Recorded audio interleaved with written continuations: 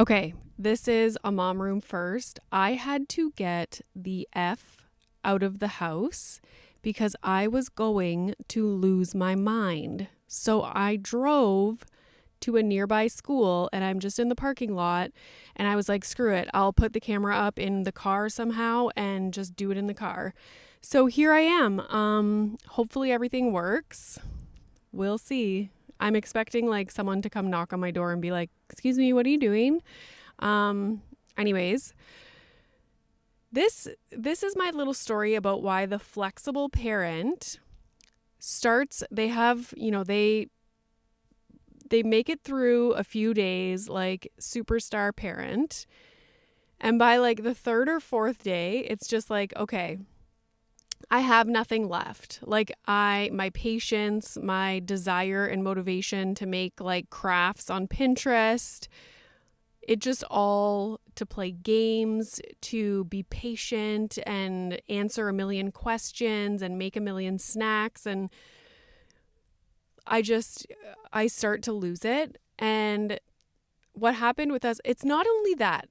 It's not only the actual physical and mental childcare, it's also what you don't get to do. Okay, that is a huge piece of it. And I think a lot of the times when people talk about struggles of parenting, people come back with like, oh my God, you must hate your kid. And it's like, no, it has a lot to do with, even more so, I would say, it has to do with what you are unable to do, what you had to cancel, what you had to reschedule, the plans that you had, the expectations that you had just get like ripped out from underneath you because you're the flexible one. And so Friday when Milo was homesick, I was like, every time he's homesick, I'm like, this is going to happen for the rest, like until he's old enough to be self-sufficient at home. It will always be me because of our situation. And again, I'm not saying that I don't want it to be me because honestly, I wouldn't be able to focus on doing work anyways. I'm just saying that the situation sucks. Yes, am I happy that I am in a position where I am flexible and can easily rearrange things and stay home with him? Yes. But two things can be true at the same time. I can be grateful for that and also be annoyed and irritated that it's always going to be me that is going to be canceling recordings that I've been looking forward to and canceling whatever, staying home with sick Milo. Does that mean I hate my child? No. But it's just acknowledging that that is difficult. It's also not easy to be home with a sick child. Like, that is in and of itself difficult. Like, emotionally, it's hard. So anyways, Friday, that's what happened. I stayed home, canceled a recording that I was looking forward to, had some other stuff, didn't get to do it, was supposed to record this episode, didn't get to do it because next week, like today is Sunday, all this week, I am like nonstop, like appointments, driving all over the city. Thursday is Mom Fest. And I have to have this episode done for like Wednesday. So couldn't record this on Friday either, obviously. And then my husband's on call this weekend, of course. Also, my husband bought me a cake and it was like, oh, we're going to celebrate and have the rosé, my Vanderpump rosé, which is like I don't know, it's just so special to me. That didn't happen on Friday. So then Saturday rolls around and my husband gets called in. We had a busy day. No, let me explain what Saturday was because it was more than that. This is what Saturday was. It was my husband had to go into the hospital to see a patient like as soon as we woke up. And we had made plans to go see Lyle Crocodile at 11 a.m. So my husband, like we get up, we have coffee. My husband leaves, goes and showers and gets ready and because he has to go to the hospital. And you can tell like the resentment in my voice or the way I talk, because resentment is not like I'm mad at my husband. Like, this has nothing to do with my husband. It's the situation that we're in, and it just sucks sometimes. I wish I could be the person that's like, oh, okay, I'm just going to up and leave. Got to go shower and by myself and, hot water and lather and all that stuff. And then I'm going to get ready and get dressed and like head out the door and drive to work. That's never me. I get to come sit creepily in a parking lot to record this episode. But anyways, so he goes to the hospital. So now I'm the one that's like getting Milo to eat breakfast, trying to get Milo dressed and get ready, because as soon as Daddy gets home from the hospital, now we have to go to the movies. So that happens. My husband comes home. Everything's good to go. We go to the movies. Literally, as we went to Dollarama after the movies, and on the way home from Dollarama, we had to take separate cars because my husband was on call. My husband got called into the hospital. So it's like we go to the movie. The second we get home from the movie, my husband's now gone again. So, okay, I'm home trying to do all these crafts, all these things with Milo that he was excited to do because we went to the dollar store to get all the supplies. And then my husband comes home like before dinner. So now I've been entertaining Milo all afternoon. My husband comes home and he's like, oh, I bought all this stuff to make truffle mushroom pasta or whatever. Yeah, that's great. But in the back of my mind, I'm like, okay, like I could have made dinner. I just bought like plain old ass tomato basil sauce. And I was like planning on just having plain spaghetti and chicken breasts. Like I had bought that stuff at the grocery store. But no, he bought this stuff to make this like fancy dinner. Great. It's amazing. Tasted delicious. But I'm just saying, I'm like, And then, so we eat dinner, we have cake and everything. And then my husband and I were playing Go Fish. And my husband goes, the winner gives Milo his bath. And I was like, oh no. Do you want me to explain how today has gone? We woke up, you had your coffee, you got to go shower, get ready. You drove your 25 minutes to work, saw a patient, drove 25 minutes home, walked in with like a Tim Hortons coffee while I was at home trying to get Milo ready to go to the movies, trying to get him to eat breakfast, trying to brush his teeth, trying to wipe his face, like get myself ready also at the same time with him grabbing in my makeup bag and like, okay. And then we went to the movies and we sat in these comfy chairs and watched a movie. And then we went to the dollar store. And then as soon as we got home, you left again to take your 25-minute drive to the hospital. And again, this is not like a me versus my husband. It's like I'm able to openly talk about these things because there's nothing he can do about it. There's nothing I can do about it either. But when he's like, the winner doesn't have to do bath time, I was like, no. You're doing bath time tonight. Like, I have been entertaining and like trying to get through the day all day. So that was Saturday. And then today was get ready, go to basketball. But again, I woke up at 6 a.m. I showered, went downstairs, had coffee. My husband and Milo get up at like 7:30 and we have to leave for basketball at like 8:30. So my husband had to eventually go upstairs and get ready, shower, all that stuff, brush his teeth, get dressed.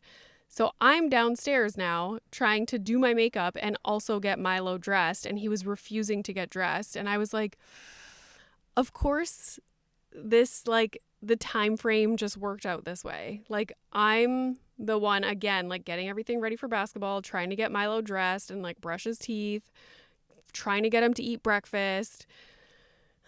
So then we go to basketball, come home, and let me stop right there. After basketball, we go to get into the car because we were going to go for breakfast before coming home. And the tire on my car is completely flat. So it's like, there goes that. Now we drive to the nearest gas station that was just down the street, and my husband fills it with air, and he's like, well, I have to call somewhere now to go get the tire fixed. And I'm like,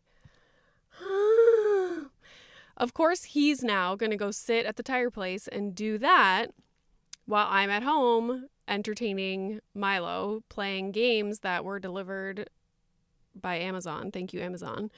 So that's what happened. And so it's like all these little like things just like chip away at you.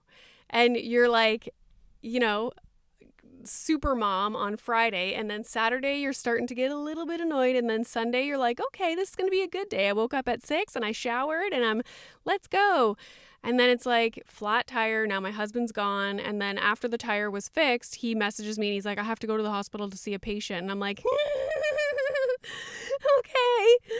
And my husband walked in the door and I was like, I'm not even recording my episode in the house because I need to be out of the house. Like, I need to be out of the house. So that is why I am here. And that is why the flexible parent, we start off with like this big bucket of patience and we're just like, yeah, we're going to do this. And then after like 2 or 3 days of just continuously like, you just lose it. And then the things that really make me lose it when I'm in this like irritated state. This morning, I grabbed a banana to eat in the car on the way to basketball. And you know those bananas that don't open? Like, I know a lot of people do the trick where you open it from the bottom. But I like grabbed it and I'm trying to open it. And I was just like, oh my God, I am like, it's like the amount, like the level of irritation that I have because I can't open this banana is not normal. But it's not about the banana. It's about the last 3 days that I've had. It's not about the banana, okay? Something else, when I'm trying to vacuum and Milo like unplugs it or like grabs onto the cord or like the hose of the vacuum, like I could punch a hole through a wall when I'm like in an irritated state. It's like when you're trying to do something and they're preventing you from doing it. Anywho, so that is why flexible parents lose their mind after a few days. I saw this post by Libby, Diary of an Honest Mom, and she was talking about how in her family, there's like, she has time where she's working and then they have family time. And rarely is it like just her having alone time? And I was like, that's really interesting because I relate to that somewhat. Like every single night I make it a point to go upstairs early by myself, like an hour before I actually want to go to bed. And I sit and I read my Kindle. And that is like my golden hour of time. I love it because I'm not working. My brain is not like on overdrive. I'm not doing childcare. I'm not having to like talk to anybody. I'm just in a dark room, cozy, reading my Kindle, which is why I'm obsessed with the Kindle and not just reading physical books, because before bed, I like to read novels, not nonfiction. I still buy all my nonfiction books in like hardcover, like the physical book. The Kindle just allows you to be cuddled up in bed. Like I could have the covers wrapped around me and like laying completely flat with just one hand holding the little lightweight Kindle and just like tap it with my thumb to turn the page. It's incredible.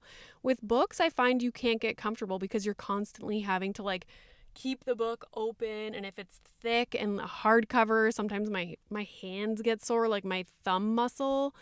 The Kindle is just like, I can't say enough good things about it.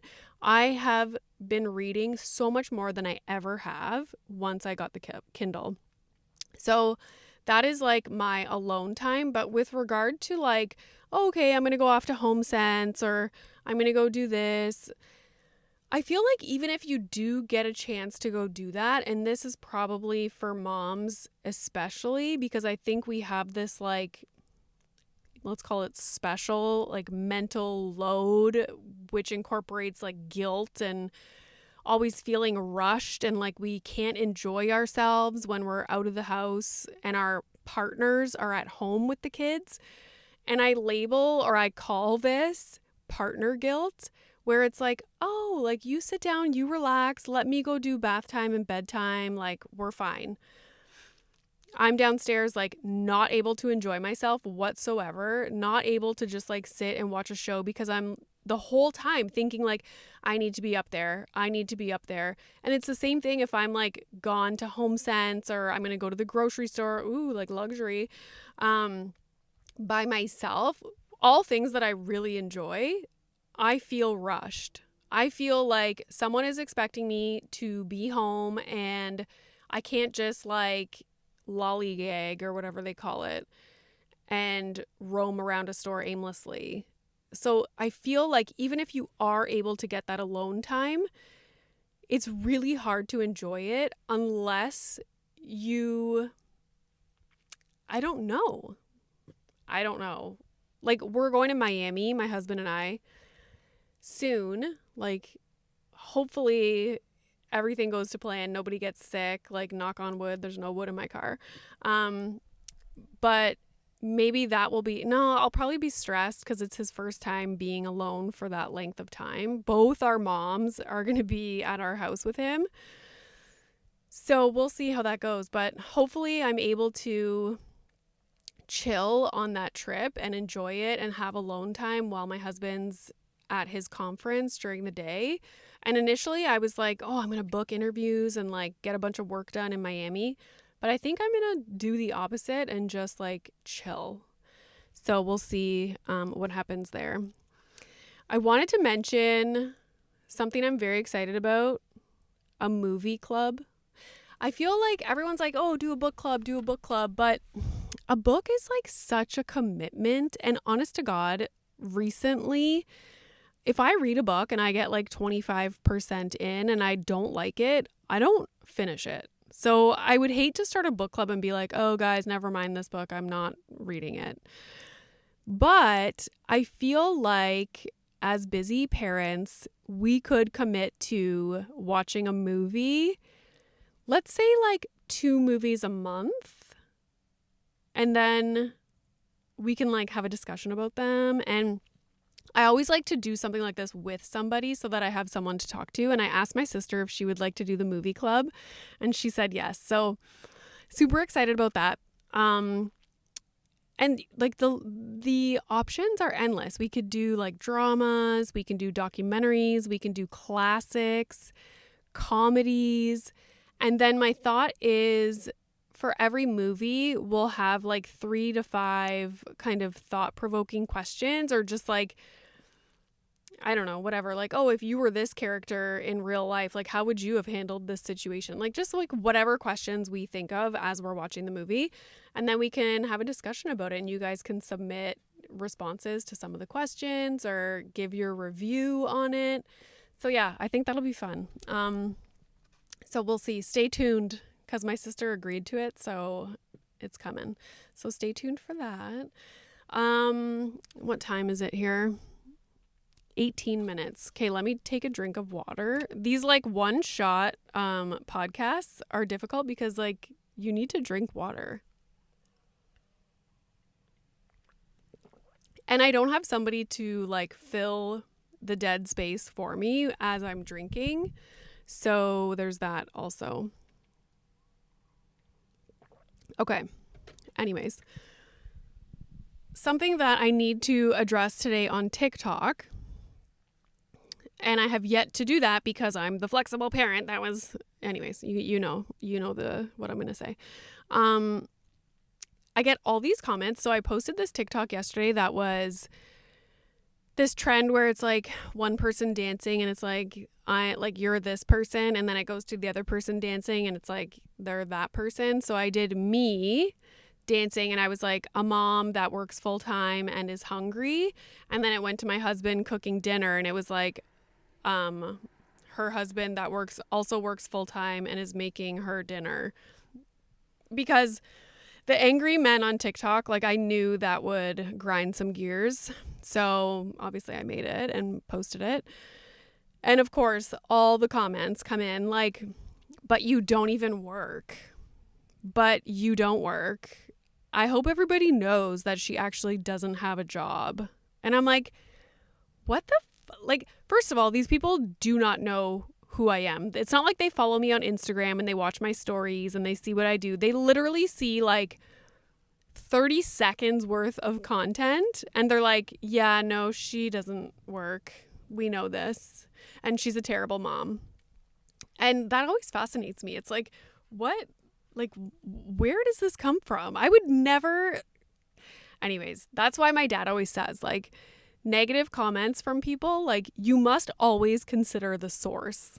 Because people are always like, that's the question I get asked all the time. Like, how do you handle all this, like, negative comments? Oh my God, I would go nuts. Like, and I'm like, consider the source. Like, where is that comment coming from? Who said that comment? Is it my mom, who I respect and care about what she thinks of me because she actually knows my life. She knows who I am as a person and all that stuff. Or is it fucking Joe Blow from Alabama?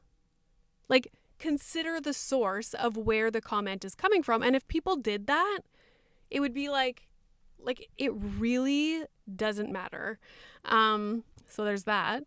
But I got all these comments and I'm just like, the same people are the people that would say that if you're a stay-at-home parent, that is not work. You don't work. And so I'm like, okay, so what is work then? Like, define work for me. Like, help me understand. Is it you have to make money? Because I make a lot of money. Is it that? Is it like the amount of hours that you put in? Because I put in a shit ton of hours, more than full time for sure. Is it you have to be miserable and hate what you're doing? Because I don't fit that criteria. But I don't understand. Like, what is work then? So anyways, I'm looking forward to making a video reply to some of those comments because I'm just going to be like really... I'm in a mood, so obviously I want to reply to these comments. When I'm in a mood is when I want to reply to things. Otherwise, I'm just like, whatever, la la la, let's go watch Formula One. So yeah, looking forward to that. And I was thinking of actually scrolling through because with the podcast and then with social media partnerships, I do have platforms that list out everything that is to be paid to the talent. And I love that it says talent because I'm going to be like, I'm the talent. Isn't that good? I winked. For the people that are listening on audio, I was like, I'm the talent. And then I winked. I was thinking of like scrolling and just being like, okay, like I make really good money. So still no? Like they literally think I just make TikToks and sit on the couch all day. TikTok is the least amount of work that I do. I maybe post like 2 TikToks a day. They take like 60 seconds to make most often. TikTok is like nothing. So anyways, it's just, I love replying to comments when you have like such a good response. It like gives me life. Anywho, I have one more thing to say. Somebody tagged me on TikTok on this video and I saved it and I'll probably do a video. I'll like stitch it and do a video reply. But it was somebody, it's an interview with, and I don't know his like name or how to pronounce it, but it's Gabor Mate, I think. He's like a parenting expert, like huge. Agree with a lot of what he says, like valuable information, super smart guy. But his view on sleep training is not right. And so someone tagged me in this video and it was him in an interview talking about sleep training and just saying how it was not good for the baby and it stresses them out and so on and so forth. And my argument to that is, and it's exactly how Tanya described it in episode 144 when we were talking about attachment and sleep training, is like, it's not all about the baby. like his view and his opinion on sleep training, and it is an opinion because the research is not there. His view is very baby centric. It's like only focused on the baby. Ignore everything else in the picture.